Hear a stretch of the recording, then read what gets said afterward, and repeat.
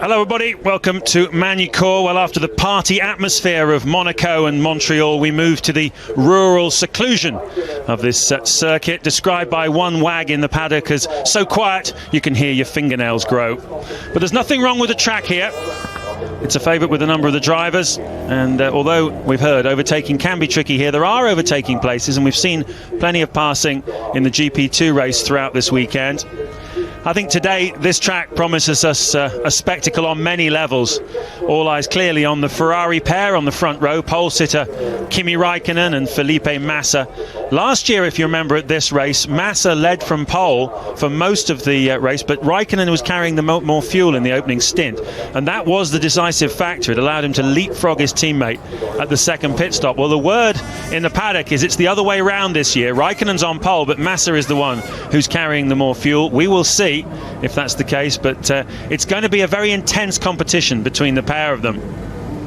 Equally intense, I think, will be the scrap behind them involving this man, Fernando Alonso. Mark Webber will be part of that too. Jarno Trulli, who qualified an outstanding fourth in the Toyota. They have definitely improved their car, as have Renault. So the scrap for the podium, I think, as Jarno Trulli just does a few last-minute hand exercises there, will be intense, and hoping to come through and join in with that scrap will be the two McLarens of Heikki Kovalainen, who's starting the Grand Prix today from 10th place, and of course his teammate Lewis Hamilton qualified third yesterday, but with his 10th place penalty for the accident he caused in Montreal, he moved back to 13th on the grid. By his own admission, Hamilton didn't have a great qualifying session yesterday. He didn't get the most out of the car, and he felt that the car was capable of getting itself onto pole position, which would of course have moved him back with his penalty to 11th place, a slightly more attacking option. But nevertheless, he does feel he's got a quick enough car to get himself in the fight for the podium today with Alonso, Trulli, possibly even Robert Kubica, although the BMWs haven't been particularly impressive so far this weekend. There's Stefano Domenicali, a winning start to his reign as the new team principal of Ferrari. A very clever man, only 43 years of age, and an immense responsibility on his shoulders. This has traditionally been a Ferrari circuit. McLaren haven't won here since 2000. And Martin, I think obviously the weather is likely to play a part in this, we're hearing, but either way, there's so much to look forward to in this race on all kinds of different levels, aren't there? Yes, I agree. Most of the team managers are talking about rain in the next 45 minutes to 1 hour, although you have to say, looking at the sky, the cloud base is very high. There doesn't appear to be much rain around, but a little bit breezy, so we'll see what comes in. I'm looking forward to seeing how much mischief Alonso can get up to with a lighter Renault from P3, the better side of the grid, down towards the Adelaide hairpin on the first lap. He's got to fancy half a chance at getting amongst the Ferraris. And then just behind him, can Red Bull hold station? They appear to have an edge over BMW in some ways, but just behind them, fast Toyotas, and the two McLarens will be trying to forge their way through. Hamilton, of course, will be the main interest in the early phases too. Just how quickly can he dispatch 3 or 4 of the drivers in front? I think that's quite critical. He needs an aggressive first lap, and that's where he might. We saw Häkkinen here in 99 with a wet race, nailing 6 people from the start line down to the exit of the Adelaide hairpin with some dander moves on the brakes. There is plenty of grip, and others tend to be slightly overcautious down there. So that surely is Lewis's best chance to really put himself on track to then pick off a few others. And I think McLaren will be delighted if it rains. It'll throw a double six, and just the kind of mix-up they could do with this afternoon. Looks like Hamilton is going to use the softer tyres for the opening stint. Well, the word is he's running a relatively short opening stint, probably about 17 or 18 laps, 2 or 3 laps less than the Ferraris, and he clearly wants to be aggressive. He's gone for the softer tyre to give himself the extra grip off the start line. Of course, they will go off more quickly than the hard tyres on all the other cars around. Most teams finding that the harder tyre is the more consistent race tyre. So we'll see whether Hamilton clearly expects to make some progress early on and then get bogged down behind somebody. And it'll be very interesting to see what McLaren do strategy-wise at his first stop, whether he is going to short fuel and do a 3-stop race, or perhaps run a longer middle stint, try and get himself on terms with the cars in front of him. There is the Drivers' Championship. Robert Kubica from Poland leading it for the first time in his career after that amazing victory in Montreal 2 weeks ago. Hamilton and Massa tied on second, with Raikkonen just behind in third place, 7 points down on Robert Kubica. Look at that, Fernando Alonso starting third today on the grid, still only 9 points on the board. Well, the track temperature is 31 degrees centigrade. The drivers went to the grid with raindrops streaming off their visors. And as David Coulthard said, it's always a thrill when that happens and you start to wonder what's coming at you next. But because the track is at 31 degrees and it's quite grippy here anyway in these general temperatures, it was a new surface for last season. So I think even if it just rains lightly, they'll be fine. They'll stay on the dry tyres. We saw in the GP2 race a number of cars start on a wet track on slick tyres, full slick tyres, and they came through to win the event, didn't they? So it seems to me if you can hang on out there with the dry tyres, it's the better option as long as you can keep it on the road. Well, the two Ferraris have gone off quite quickly on this formation lap. They'll have to wait for a while when they get to the grid. There's the latest on the weather situation. Possible rain for the next 30 minutes. So could come at any moment. When David Richards was the team principal of BAR Honda, he used to send his personal helicopter pilot off to fly off and looking for rain. And when he found it, he would then track it and send messages back to the team on which way the wind was blowing, which way the weather was coming. Very useful resource. Jenson Button down there in 16th on the grid. A dismal weekend so far for Honda, struggling to find pace here in qualifying, but a wet race would fall into his hands to an extent, wouldn't it? His driving style would be well suited to that, but at the moment Button and Barrichello really without too much speed. The most intense part of the Grand Prix weekend, coming up 70 laps of this 2.75 mile Magny-Cours circuit, 17 turns here, a couple of overtaking places, the Adelaide hairpin and into the final corner. We've seen it, people make passes there as well. Traditionally, the clean side of the track on the left that Raikkonen's on gives you much better bite, better getaway than the right side. Saw a lot of overtaking off the grid. When the 5 lights go out, the French Grand Prix will be go. Raikkonen on the left, Massa on the right. Go! Where's Hamilton coming through? Kovalainen's had a slightly sluggish start. Raikkonen dives across to protect. It looks like Alonso's lost a couple of places to Trulli and Kubica. Yeah, both Toyotas away very well there for Glock and Trulli, as you say. Alonso with a miserable one. I think Coulthard too had a poor start back there, and we'll read them off as they go through the first sector point. And this is the big moment then, under braking down into the Adelaide hairpin, and they're all getting through at the moment. No broken carbon fibre. At the moment, Hamilton is down in 13th place. It's Raikkonen from Massa as Hamilton lines up the Toro Rosso of Sebastian Vettel into the first fast chicane. He runs wide, bit ragged, but he gets through. But did he take an advantage from it? Well, will that be deemed as having passed effectively by going off the road? We'll keep an eye on the computer. I'd carry on that if I was him. I wouldn't be automatically releasing that place back, but that may well turn up as a steward's inquiry. Yeah, you're not allowed to cut a chicane if you gain a place advantage from it. That's the rule in Formula One. Now Hamilton's tucked up behind his McLaren teammate. Was there contact there? I think he touched the back of his car, a little bit flicking off, but not enough to. It was against the nose, the absolute nose of the car, to imagine, rather than the wing itself. But Hamilton having quite an adventure then on the first lap. Lots of talking going on the McLaren timing wall. Ron Dennis, the boss there. Raikkonen leads it from Massa second. Trulli's third. Alonso is in fourth place. There he is. Then it's Kubica fifth. Glock is sixth for Toyota. Seventh is Webber in the Red Bull. Eighth, Piquet. Ninth, Kovalainen. 10th at the moment is Lewis Hamilton. Then David Coulthard down in 11th. Look at Alonso against Trulli. Alonso goes defensive. So Trulli goes defensive. Alonso tries to go around the outside. Hamilton showing 10th now behind Kovalainen. Surely McLaren will quickly move Kovalainen out of the way.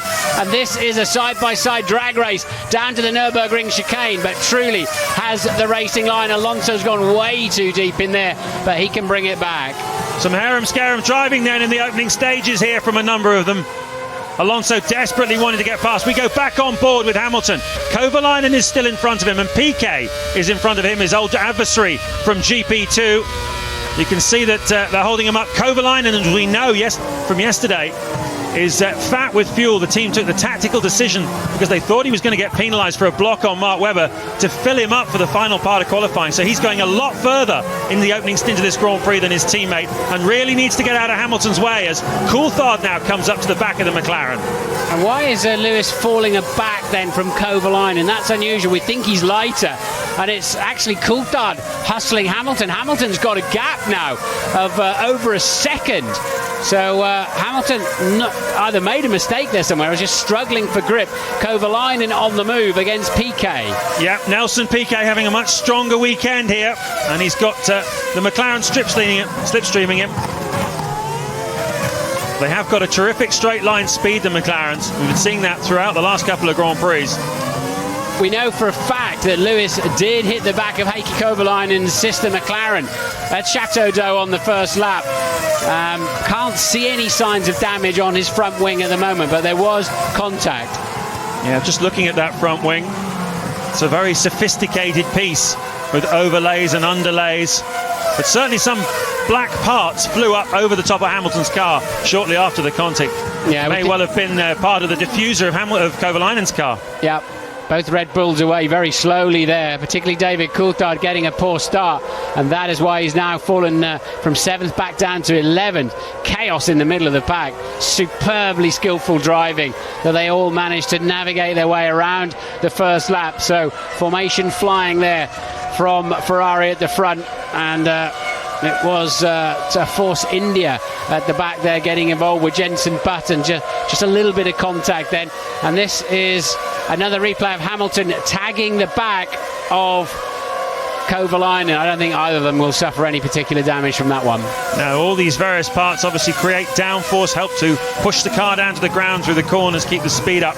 And we have seen drivers who damage what seem quite innocuous and small pieces, and it takes a lot of downforce away from and makes the car very difficult to drive. So we'll see at the first pit stop how Kovalainen's doing. Let's see if Ted Kravitz can shed any light on it. Yeah, just looking down towards McLaren, and all the pit stop guys now have gone back into the garage. So the guys in the telemetry would have been monitoring all the load sensors on Lewis's front wing, and they would have showed them that actually it's okay. It's taking the aero load very well, so it isn't broken at the moment. Whether that changes, we'll have to see. But why he's slow now, these soft tyres will grain for 2 or 3 laps, and then they'll come back to Lewis soon. Well, let's hope so. McLaren wasn't working all that brilliantly on the soft tyres in practice, certainly not in comparison with the Ferrari, but of course he's not really racing the Ferraris today. They're racing each other at the front. There they are, world champion Raikkonen, 1.6 seconds clear of Felipe Massa. The word in the paddock is that Massa's carrying 2 or 3 laps more fuel than his teammate, so that will be decisive later on in the stint as we cut to a replay of Alonso. It's Alonso looking at the back of Kubica and Trulli, and then this is where Alonso took that place then. This is on lap 2, I believe, and then put him onto the back of the Toyota, but Alonso will be desperate to pass the Toyota, we're sure.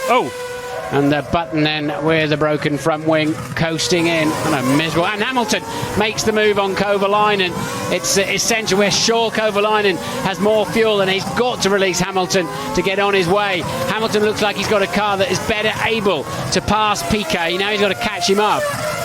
Well, race control have clocked the fact that Hamilton went off the road, as we saw early on, passing the Toro Rosso across the chicane. They're not saying anything about it other than car 22 off the track and continued. Well, he was quite a bit in front when he got there, wasn't he? I mean, he'd made the pass, but he could only maintain the pass by going off the road. It happens quite a lot. I think he'll get away with that one. Wow. Massive difference in closing speed there as Hamilton hit the brakes down to the 35 mile an hour Adelaide hairpin. And that's a look at poor old Jenson Button and the loss of his front wing. Did seem to get a little bit involved in that business at the back off the start line as well, didn't he? Yeah, I don't know if he took the front wing off against those high curbs in the last corner or whether it just came off from the earlier incident. Now then, as we expect, Hamilton wheel on the dirt and the grass on the way into Estoril corner, beginning to attack, ready to attack Piquet. This is for 8th place. Yep, the final points paying position, and this is a replay of some great races from GP2 a couple of years ago when these two were fighting for the GP2 championship, the feeder series for Formula One, and they had some fantastic battles. Hamilton certainly had the upper hand in terms of overtaking Piquet. And now he's lining him up again. Kovalainen follows on. Raikkonen leading then at the moment by just over 2 seconds as Piquet runs a little wide, offering Hamilton an opportunity to close up even more. In front of them, Webber's Red Bull is not getting away, nor is the Toyota of Timo Glock. So Hamilton can see the cars he's racing in front of him. As Button pits on lap 6. New nose cone going on there. Change of strategy, no doubt, as well. And back out he goes.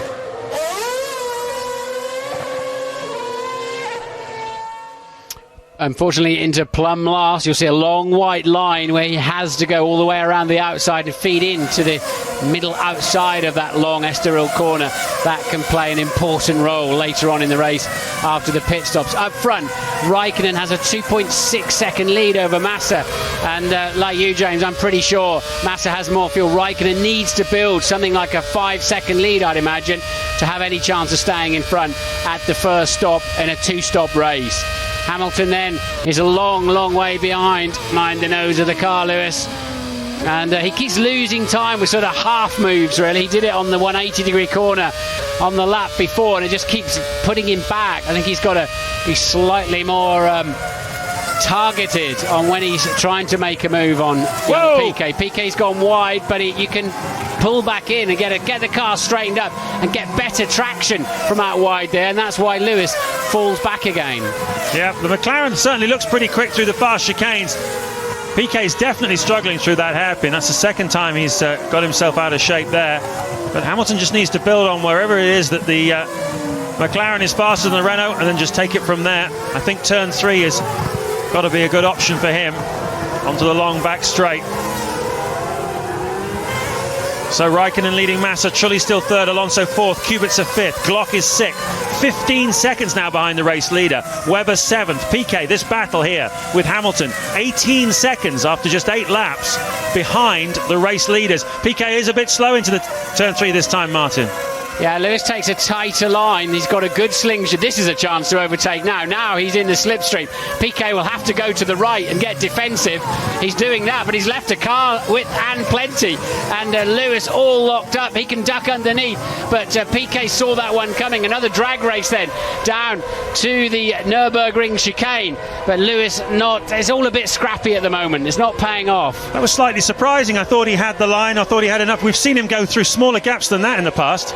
Yeah, this looks like a done deal, doesn't it? I think he sort of sensed that Piquet might be coming across back onto the line. I think if he had have sent one up the inside, there would have been contact there. But it's not, the aggression is not paying off for Lewis at the moment. He's now fallen back towards Kovalainen. Lots of wheels locked up, all sorts of dramas. He needs to be careful of the nose. Well, to give you an idea of the kind of pace they're lapping at, the last lap, a 19-1. Oh, sorry, James. Key piece of information. Car 22 under investigation by the stewards for that move, and that almost certainly means a drive-through penalty, doesn't it? They are looking at Lewis and passing as he went into that chicane over, who was it? Vettel, wasn't it? I think it was Vettel, yeah. Yeah, and well, I wouldn't be surprised if the next sign we see coming up there on the computer is that he's got drive-through.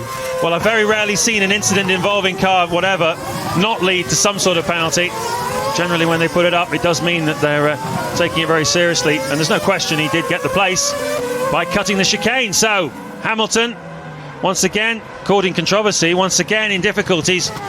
Meanwhile, at the front, the cars he's used to racing, the 2 Ferraris, are pulling away at quite some pace. They're 1.2 seconds a lap faster than the Toyota chasing them of Jarno Trulli, and they're currently 2 seconds a lap quicker than the battle Hamilton finds himself in here with Nelson Piquet. Both men using all the track and then some more. But Hamilton has to wait, of course, until the stewards decide what they're going to do. He has to be aggressive, has to continue to try and make progress, but a drive-through penalty now would put Hamilton right to the back. Yeah, we called it at the time, we called it as marginal, but he had made the move, but he kept this position by quite clearly straight lining the first part of that chicane.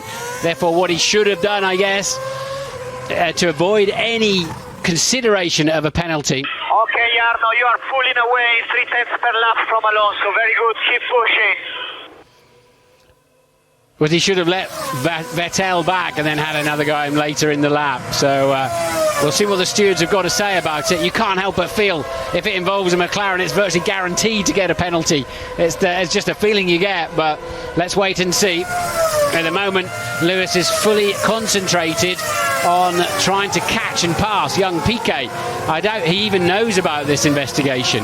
Absolutely. Let's talk about a few of the other drivers in the field. Jarno Trulli, we just heard from his race engineer, is pulling away from Alonso 2 or 3 tenths of a second a lap. The gap is now 2 seconds, and it's a very good drive this by Jarno Trulli. We heard from him on the grid that he was feeling very confident of his chances of fighting for a podium this afternoon, as long as it didn't rain. The Toyota, he feels, and historically has been not a brilliant car in the wet, so he's obviously taking advantage while it's dry. Alonso, meanwhile, is a good couple of seconds clear of Robert Kubica, but that last lap, Kubica took half a second out of him. So it seems like Kubica's starting to come good now. Watch out for him in 5th place. Timo Glock in the other Toyota is 6th. Mark Webber is 7th, Piquet 8th, and we're on board with Hamilton in 9th. His teammate Kovalainen is behind him in 10th. David Coulthard is 11th. And it's Vettel, Heidfeld, Nakajima, Bourdais, Fisichella, Barrichello, Sutil, Rosberg in the Williams down in 19th place, and Jenson Button last, 20th, having changed that nose cone. Lewis absolutely does not like these softer white striped tyres. He was slower that time than Piquet, slower than Kovalainen behind him. We think he's got a lighter car. We know he's got a faster car than Piquet in front of him, and he can barely stay with him. The tyres are not working for him. They've got to run both types through the race, and he clearly decided he wanted to get that phase out of the way early on. I think what Hamilton will be hoping is that the penalty isn't awarded sometime around the time of his pit stop, because then he's going to have to come through twice in very short succession if a penalty indeed is awarded. Well, let's see if Ted Kravitz, who's down at McLaren, has anything on this. Well, Dave Ryan, the team manager, who's the one who would normally talk to Charlie Whiting, has been on the radio both to Ron Dennis and Martin Whitmarsh on the intercom. So I've been talking to their representative, and they can't hear anything on the radio that's gone to the drivers, any radio traffic to say you are under investigation. But James, what normally happens is that after the pass happens, Dave Ryan would have got onto the radio to Charlie and said, do we need to give the place back? And if the answer was yes, then he would have told Lewis to do that. But that obviously didn't happen. We'll wait and see what happens. It wasn't an absolute pass across. It wasn't a black and white situation of a pass by cutting a chicane, was it? It's open to debate and interpretation. So that's obviously what they're doing right now. But Lewis stalled out. But they're on lap 12. He's completely stalled out behind Piquet in 8th. He's in 9th. Piquet's 8th, and it's really wrecking his afternoon. He's already 26 seconds behind the leaders, and apparently possibly in trouble. Yeah, he would have hoped to have got a lot further by now. The field does spread out a lot here in Magny-Cours. Here it is. This is the one that's under investigation. So he's made the pass. He's gone in and kept the position by... I don't know. That's a tough call. That's a really tough call as to whether that is reasonable or not. He'd passed the car, but he maintained the pass by driving off the road. I'd like to see it from an exterior shot, or preferably from a helicopter shot, an overhead shot, really. Ron Dennis talking to the FIA. There's some talking going on here. They are in close communication, of course, with race director Charlie Whiting, as Hamilton again gets close up behind Piquet through that turn 3. Two completely different ways of approaching that corner. This time he seems a bit closer then. Has got himself into the slipstream. Renault's got good straight line speed this afternoon. Even with the slipstream, Lewis is nowhere near at the end of the straight, having been quicker through the heart of Estoril corner. Normally that gives you more speed. You don't really reach a top speed plateau here. You constantly drive through for car 22, gaining an advantage by missing the apex of turn 7 as he scythes up the inside. He's off the racing line there, Lewis, and he'll lose time on the exit now. And he's got to have within the next 3 complete laps, he's got to drive through what is thankfully a very short pit lane. Cannot stop for fuel or tyres. No, and of course his pit stop, if we're right, is probably about 3 or 4 laps away. So one would imagine on that basis, because he's being held up by Piquet, he'll probably take it sooner rather than later. How much are they pulling away from the cars behind them? It's going to drop him down. There's his father Anthony not looking at all pleased with the situation. It's going to drop him down. Yes, he does take it instantly. It's absolutely the right decision by McLaren. I reckon he's going to come out somewhere around Fisichella and Barrichello, 16th, 17th. Well, chances of scoring points from here.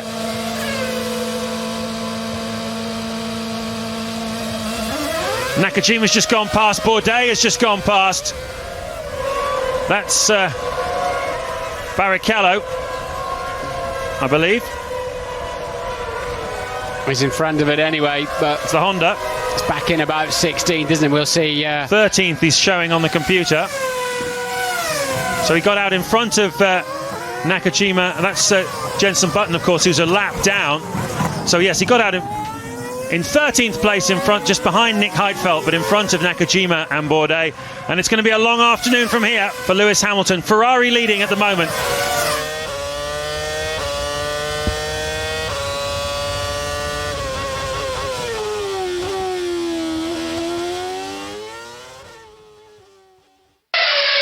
How's the balance, Fernando? How's the balance? Very poor grip. Oversteer in the low-speed corner, says Alonso. Certainly something his teammate Piquet was struggling with, as we saw several times, getting very out of shape in turn 8 as he tried to keep Lewis Hamilton behind him. Fernando Alonso then in 4th place, 3.5 seconds behind Jarno Trulli. He'll be disappointed with this. I think he was hoping that have a really good chance of fighting for a podium. Meanwhile, at the front, the lead of Raikkonen over Massa is 4.1 seconds. It's been a good opening stint, this, for the reigning world champion.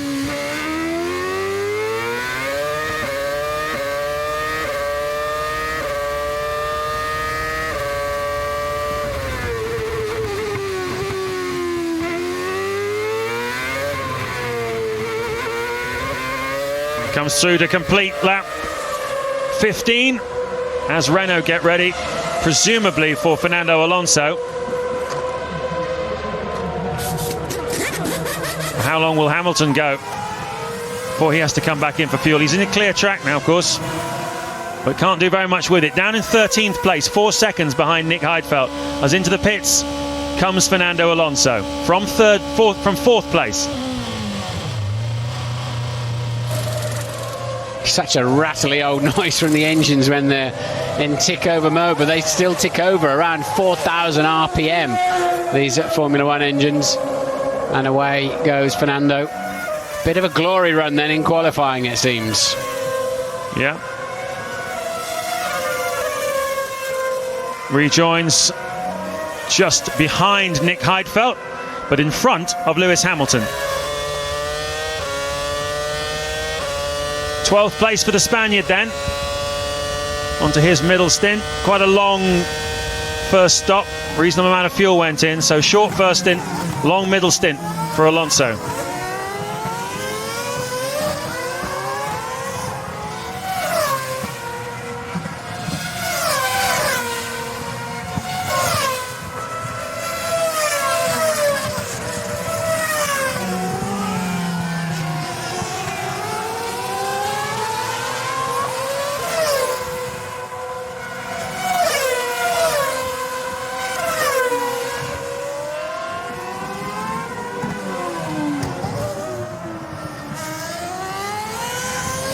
Lap 17 of the French Grand Prix from Magny-Cours. You're looking at the reigning world champion, Kimi Raikkonen, who won this race last year. He's 4.7 seconds clear of his Ferrari teammate, Felipe Massa. They're in a race of their own at the front. A full 18 seconds clear of third place man Jarno Trulli. Fernando Alonso, who was running 4th, has just made his first stop of the afternoon. It was quite a long stop. He's going for a long middle stint after taking quite a short first stint. So running quite light in qualifying to get himself up the grid. And we'll see how that works out for him later. Robert Kubica is now 4th in the BMW. 5th is Timo Glock. 6th is Mark Webber. 7th is Nelson Piquet, with Heikki Kovalainen in the McLaren 8th and David Coulthard 9th. Fastest man out there at the moment, though, it's certainly in Sector 1, is Lewis Hamilton, who has had to serve a drive-through penalty for cutting a chicane early in the race when he had passed, I believe, Sebastian Vettel. And so Hamilton, already fighting with a 10th-place grid penalty for his incident in Canada, has now got to deal with this. It's going to be quite difficult. The slow Ferrari. Ferrari's slow motion. Slow motion replay. That's a lock-up into turn 8. That's about as uneventful as Raikkonen's race has been so far. They're in a class of one at the front. They're 17 seconds clear of the Toyota of Jarno Trulli, which is having a very, very good race indeed.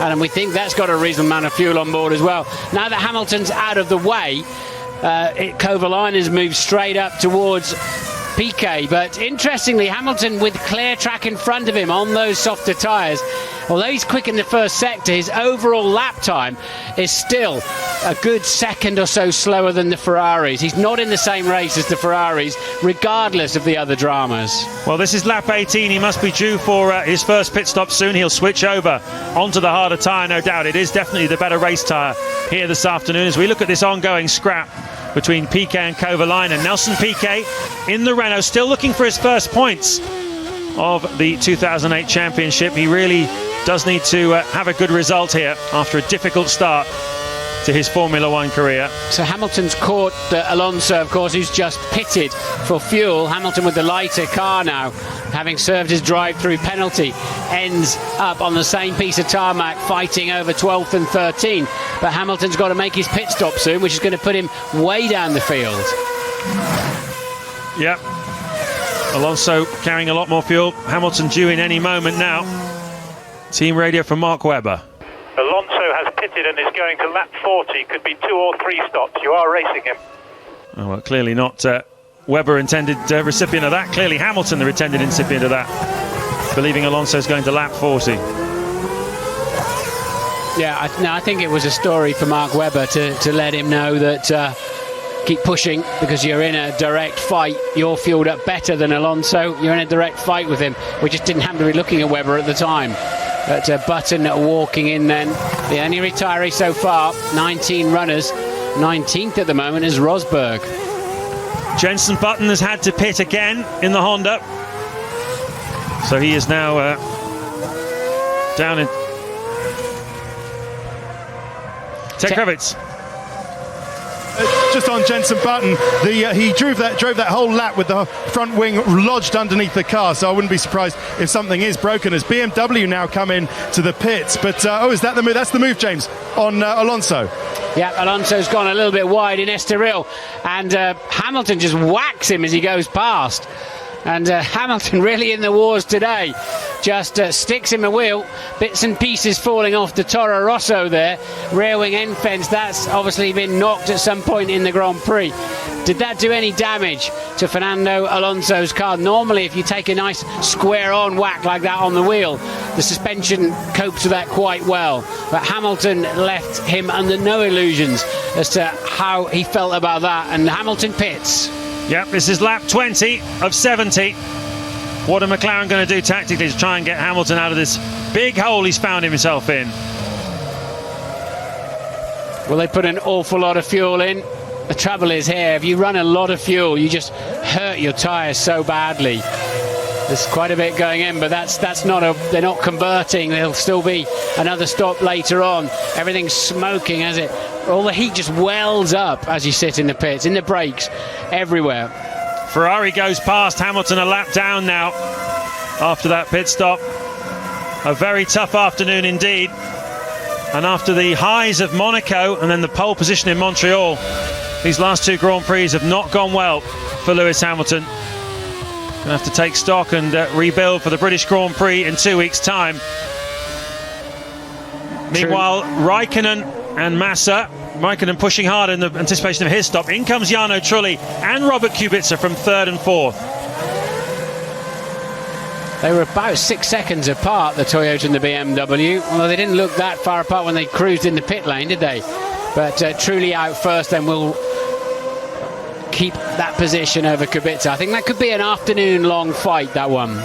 And one that you wouldn't really have anticipated a few weeks ago, that the Toyota would be racing a BMW, with BMW riding high, second in the Constructors' Championship, just 3 points behind Ferrari. And of course Kubica here leading the Drivers' Championship.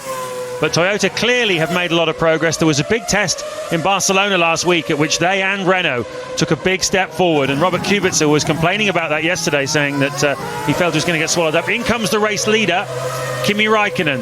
Now this is the phase that's pretty important for Massa now to get the hammer down. Yeah, Raikkonen pushed like crazy on this in-lap. Plenty of fuel gone in that as well. And he was 4.3 seconds clear. Now we'll watch Massa's lap time, but I think Raikkonen will maintain the lead when the pit stops are finished. Of course, the other driver does have the advantage. He knows exactly what Raikkonen's done at this pit stop. He knows how far he'll be going in the race.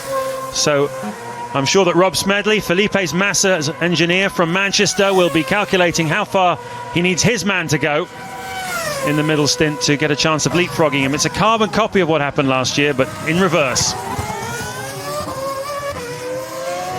Well, we saw that Jenson Button was trudging back into the pit lane, and Louise Goodman has found him. Well, Jenson, not too many laps completed, but quite a lot going on during the ones you were out there. Yeah, I mean, I got a good start, and I pulled up alongside Bourdais, and I thought he's going to turn in, turn one and close the door, so I pulled up behind him, and it all slowed down a lot, and I hit him in the rear, and that was it. It damaged the car. And I could feel that there was something broken in the front, because I could feel the air coming through the front. But I had understeer in the car, but it was drivable, and I was staying with the back of the pack, no problem. So I continued, and then it must have been loose, and it dislodged itself when I went over the curves in the last chicane. It got stuck under the front and ripped all the barge boards off. So it's undrivable at the moment. So really disappointing, and just annoying to have crashed again, because it's not like me, and I've had a lot of it this year, so it's annoying. Thanks, Jenson.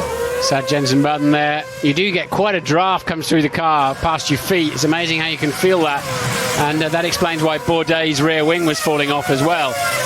While Jenson was talking, we were seeing Massa very, very upset with another driver, which I believe was Lewis Hamilton on the previous lap, as he passed him on the exit of the Imola chicane. This chicane now, he was shaking his hand and all the way out of the Chateau d'Eau corner. I think he felt that Lewis didn't let him pass as easily as he should have done. These are critical laps for Massa. He then had to pass Nico Rosberg on the next lap as well. So when he needs a lot of hot laps to try and come back at Raikkonen, they've not happened. And he pits now. Yep, he's not had enough time.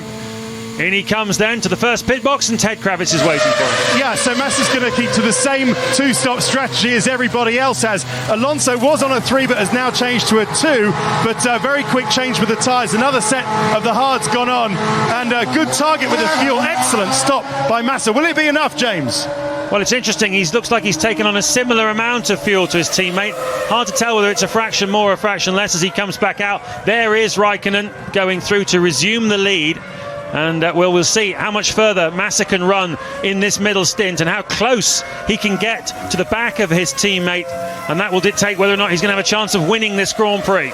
Mark Webber pits from what was 3rd place in the Red Bull.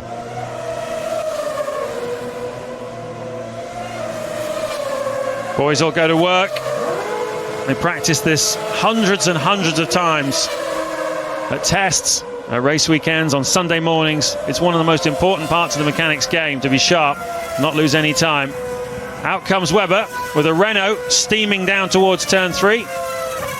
They got a half a chance of some points this afternoon, Red Bull. They both got off the line fairly badly. And who's that? Has he got ahead of Alonso with that? He has. That is Fernando Alonso, the 2-time world champion in the Renault.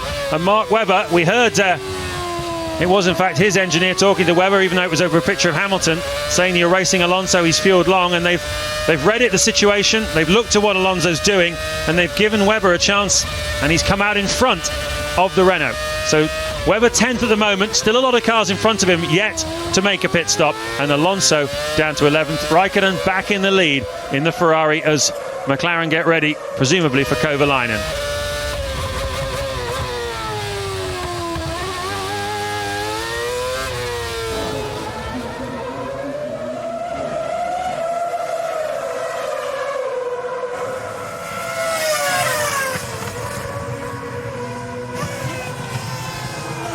Well, this is a battle for 17th and 18th places. Nico Rosberg in the Williams, lapping in the high 1-minute 18s, and Lewis Hamilton is being held up. He's in the low 1-minute 19s at the moment, while the race leader's pace is in the high 117s. So a good second and a bit off the pace.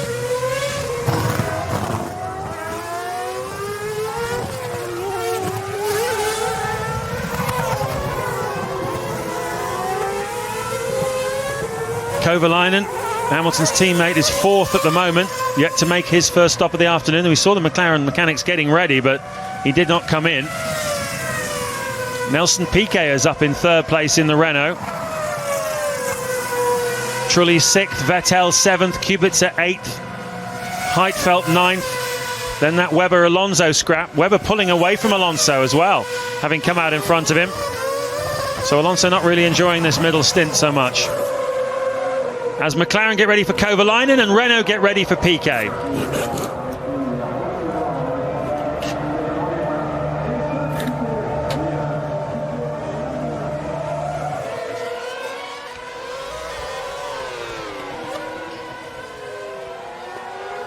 Oh, Webber's had a bit of a moment there, coming out of the chicane, and that will have let Alonso through, I would imagine. Piquet pitted. He is battling with Kovalainen.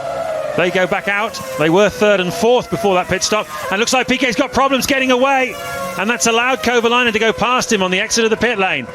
Coming back out alongside one of the Toyotas there. Presumably that's Glock. He's got ahead. That's worked out very well for Heikki Kovalainen. And Piquet then coming back. I think he just seems as if he struggled to get rid of the pit lane speed limiter, and Glock coming back, trying to come back up the inside of Piquet. Piquet's gone wide, but he'll have better drive out of the corner. They're side by side. Glock has to lift. Piquet holds his way through, and Piquet holds the place. Glock back down 1.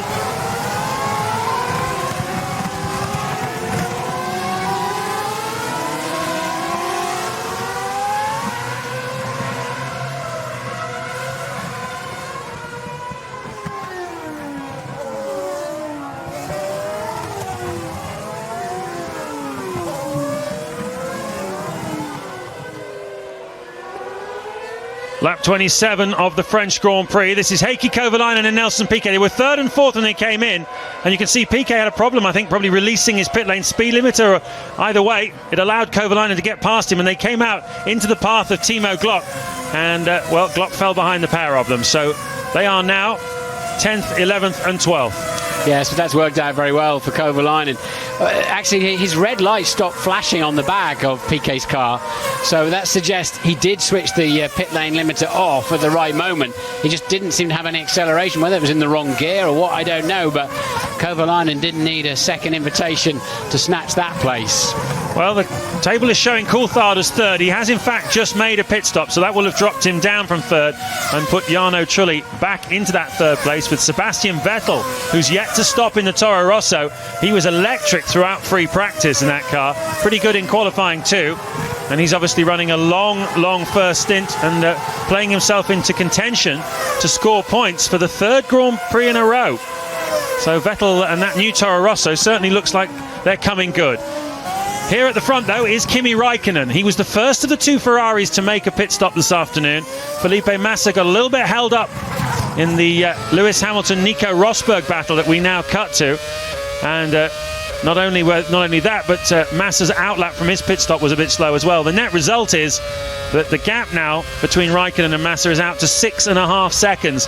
And Massa's going to have to find something special to get himself on terms to have a chance of using the fact that he's running a little longer in fuel than Räikkönen to leapfrog him with a second round of pit stops. And this is costing Hamilton now a second and a half a lap, stuck behind Rosberg. Rosberg's they're fighting over last but 1 and last but 2 at the moment in the race. Of course, with the drive-through and with the next subsequent pit stop for Lewis Hamilton, he's completely out of position, added to his 13th slot on the grid. And it looks as if Rosberg's on a horribly long strategy. And bizarre as it seems, Lewis just cannot get anywhere near close to passing him. There's a piece of could be some rain in next 5 minutes. Only 5 minutes rain. Hamilton has passed Rosberg, so Hamilton up into 16th place now. But as we were just hearing there from Kubica's race engineer, the possibility of some rain in the air. Just looking out of the window, the flags aren't particularly flying. Right, well, that's basically Nico fed up trying to defend him and just letting him go. He just gave him the way through there in the end. He knows he's got a faster car. Just, okay, get out my mirrors and go on and have your motor race. There's a piece of carbon fibre right in the middle. We think it came off the back of Bourdais' car earlier on. We saw it, didn't we? Right in the middle of that very fast Imola chicane they're having to duck around at the moment. But, so that's a bit of debris on the racetrack. Are we about to see some water too? They're still expecting a bit of rain, as they said. That could just be the sort of aggro and drama that Lewis needs to bring himself back into contention. But I tell you who it would really work for if it started to rain properly in the next few minutes, and that's this man here, Sebastian Vettel, who's closing in on the back of Jarno Trulli because he has yet to make a stop. Trulli has got fuel on board. So Vettel is fourth, tucked up behind the Toyota, and if he were able to make a pit stop at exactly the right moment when wet tyres were needed, he'd be sitting looking pretty good. So too would Nick Heidfeld in 6th place in the BMW, also yet to make his first pit stop of the afternoon as we're on lap 30 here in Magny-Cours. You have to say, Martin, since they got their hands on this new Toro Rosso at Monaco, it's been fantastic. In comes Vettel. Great onboard shots there of a very short pit lane. It's narrow too. And now that the other teams can't come out unless their car's about to make a stop, it's so much easier, thankfully, to see your pit garage. And Vettel lines it up beautifully. And when he's on form, as he was in China last year and one or two other races, Vettel is immensely impressive indeed. Yeah, definitely one of the rising stars of Formula One. Big star already in Germany, where they've embraced him as the natural heir to Michael Schumacher. It's big shoes to fill, we will see. But certainly points in Monaco and in Montreal with this new car indicating that they're on very much the right track. He clearly likes the car, he's got a lot of confidence in it, and they took a big step forward at last week's test in Barcelona, another team to do so. We cut back to the reigning world champion at the front. 6.6 seconds the lead now. He's not pulling away from Massa. That last lap, Massa took a couple of tenths out of him. But Massa really needs to be within 3 or 4 seconds of him by the time Raikkonen makes his second stop. I think Raikkonen was just changing radio stations on his steering wheel there. He's probably a bit bored out front. They're half a minute clear of third place man Trulli. Ferrari's in a class of their own. Massively quick chicane. 140 miles an hour through the exit. Down to 55 miles an hour for turn 8. Building up the speed to the 185 mile an hour approach to the second chicane. It's a wonderful place to stand and watch a racing car. You can really see how special a Formula One car is. Its change of direction, its dynamism, it's phenomenal. Makes the hair stand up on the back of your neck. Here's the scrap for third and fourth. Jarno Trulli and Robert Kubica. Kubica 1.2 seconds behind. A second quicker, though, on that last lap than the Toyota driver. Yeah, Trulli struggling in this phase of the Grand Prix. He was on the attack, wasn't he? First stint. Now he's doing 1 minute 19s against the Ferraris. 1 minute 17.7. Raikkonen maintains a 6.6 second lead over Felipe Massa. The point scorers at the moment, then behind them, Trulli, Kubica, Alonso solidly in fifth. Webber, having spun away from fifth, still within 2.4 of Alonso. You are racing Trulli. Similar strategy. You are 7 tenths quicker than him. Yeah, they're on similar strategies, but you can tell the BMW had a difficult time through practice and qualifying, but Kubica beginning to find his way with it. And this is where you see the instinct and the fighting spirit of Robert Kubica coming through. He knows there's a podium available here this afternoon. He's already scored a few of them so far this season. He had one in Malaysia, in Bahrain. He was up on the podium again in Monaco, and of course victory last time out in Montreal. He's got a sniff of it, and he's really going for it here. 39 laps still to go. I mean, those radio calls are all terribly interesting information as a driver, but you're driving flat out. You're absolutely on it. Every braking point, every turn in, every exit. I guess it's just helpful, but it really doesn't change what you're going to do next. He's not suddenly going to, oh, right, I'm racing him, am I? Well, I'll pick up a bit then. It's going well at the moment for Toyota. It's been a sad week for them, though. The death of their original team principal, Ove Andersson, who's been with Toyota for many years, headed their sports car programs, their rally programs, was killed in a classic rally in South Africa. And that's why they've got the black stripe on the car, and all the team members have been wearing a black armband. Very popular member of the paddock. Yep, very sad day there. Ovi Anderson, great man, very successful rally driver, team boss. Very sad, a lot of sad people in the paddock about his untimely death. But Toyota going very well. Glock slipped back after that pit stop. Unfortunately for him, 9th, just out of the points, and he's got David Coulthard in 10th, all over the back of him as well. So Glock are under a bit of pressure, as is Trulli now from Kubica. Remember, Kubica is the World Championship leader. He is, and he doesn't want to lose too many points to the Ferraris in front. If he can finish 3rd, he's only going to give away 2 points to Massa and 4 to Raikkonen, which would certainly still leave him in front of Raikkonen. It'd leave him in front of both of them, actually. So he'd stay the championship leader if he could finish 3rd here this afternoon. Meanwhile, Lewis Hamilton is down in 16th place with a mountain to climb, and Giancarlo Fisichella is his next target.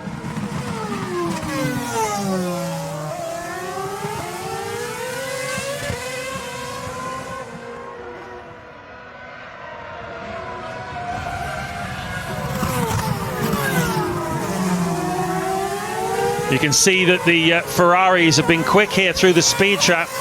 A lot of people believing that McLaren would take some wing off Hamilton's car just to help him on the straights to overtake cars, but in fact he's 7 kilometers an hour slower than the Ferraris, having been quicker than them in Montreal a couple of weeks ago. On board with Sebastian Vettel, currently showing as being in 12th place. Webber's having some scruffy laps. He's now coming under pressure from Kovalainen in the McLaren. And Kubica is right on the tail of Jarno Trulli as well. Out of this picture, it's good enough though for us to see a bit of the racetrack from over the shoulder, over the head indeed, of the Toro Rosso driver. And Vettel losing a bit of time at this phase against Nakajima. Interesting to know what happened with Mark Webber, wasn't it? Coming out of that final chicane, he had that big moment that allowed Alonso to go past him. Meanwhile, Kimi Raikkonen has had a very slow lap, a high 1:19. I wonder if he's in traffic, because Felipe Massa took just over a second out of him on that lap. Yeah, 2.1 actually, James. Took 2.1 seconds out of him, and another 4/10 in the first sector. There is some traffic behind a rather sideways looking Toro Rosso. So what else has he had to pass? Sure, looking in his mirrors a lot though, isn't he? It's not been a particularly good first sector for him. So yeah, 2 seconds, as you say. Far slower than Felipe Massa on that last lap. That's brought Massa to 4 seconds now off his teammate. Still that bit of carbon fibre lying in the middle of the chicane there. No Marshall quite brave enough to dive out and get it. Losing another 4/10 in the middle sector. Raikkonen, I think, has a problem. Seems that way. Seems the beginning of a problem, doesn't it?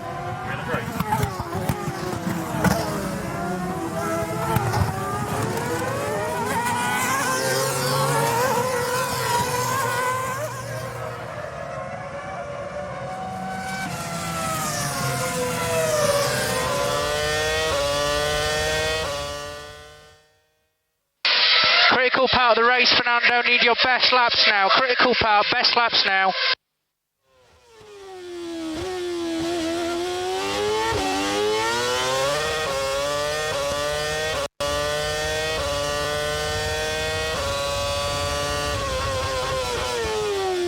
We are at the halfway stage in the French Grand Prix. Kimi Raikkonen is leading from Ferrari teammate Felipe Massa, but in the last couple of laps he's been put in a couple of slow laps, and Massa has halved the gap. It was 6 seconds, it's now only just over 3 seconds, and on this next lap he's lost another 2 or 3 tenths in the first sector alone to his teammate. So Massa's hauling him in. Raikkonen would appear to have a problem. He's lapping in the low 1:19s. Jarno Trulli's third for Toyota, with Robert Kubica bearing down on him in the BMW in fourth. Fernando Alonso and Mark Webber having a great battle here this afternoon. Webber was in front but had a problem coming out of the final chicane, allowed Alonso through for fifth. Kovalainen is seventh. Piquet looking for his first points of the season is eighth for Renault. Lewis Hamilton Hamilton is in 14th place, having started with a 10th-place grid penalty down in 13th spot, and then had a drive-through penalty for cutting a chicane. But all eyes at the moment on the front of this race, where Massa is cutting into Raikkonen's lead. He'll have to pass that Williams just coming out of the pits, but 1:19s, that makes him one of the slowest cars on the track at the moment, Kimi Raikkonen, the leader. I think it's more than just a bit of graining on the tyres. Some traffic for Massa to contend with. The blue flag should just magic carpet him past. It does the Williams anyway. Toro Rosso's ahead of him, but Massa another 10th quicker in the first sector on this current lap. Everybody going through the middle of that chicane. The reason why Lewis was penalised is because he maintained a pass through there and then didn't yield that position back again. I've been looking at the regulations, and clause 16.3, they could have given him a drive-through, a drop, a 10-second stop in the pits, or a 10th-place drop at the next Grand Prix, which would have been inappropriate. I think it was a harsh decision on Lewis, but that's the decision they took, and they gave him the most lenient penalty available to them under the rules. Yeah, so once again, Hamilton in trouble with the authorities, as he was in Montreal a couple of weeks ago after crashing into the back of Raikkonen. Raikkonen had problems there. He hasn't scored any points for the last two Grand Prix, Raikkonen. If you remember, he had his own accident into the back of Adrian Sutil in Monaco. So Raikkonen desperately needs the points for his championship challenge. And, well, he's losing ground at the moment to his teammate. Now 1.7 the gap after that last lap. It was a similar sort of lap time for Raikkonen, a slower one for Massa because he had traffic to contend with. Now they're clear of the traffic, and once again, Massa 6/10ths quicker in Sector 1 alone, Martin. There's going to be a change here amongst these two Ferraris before too long. It's not as if anybody else is going to get in and spoil their afternoon. Trulli is half a minute behind him in third place. This is a private battle. Yeah, all 8 cylinders of that Ferrari of Raikkonen are working nicely, but the sounds of it as it flashes past a camera point. So is he struggling with just handling and tyre grip, or a shifting problem? What is it? But it's clearly costing him a second per lap. We think Raikkonen may have a problem. He's on a 19.1.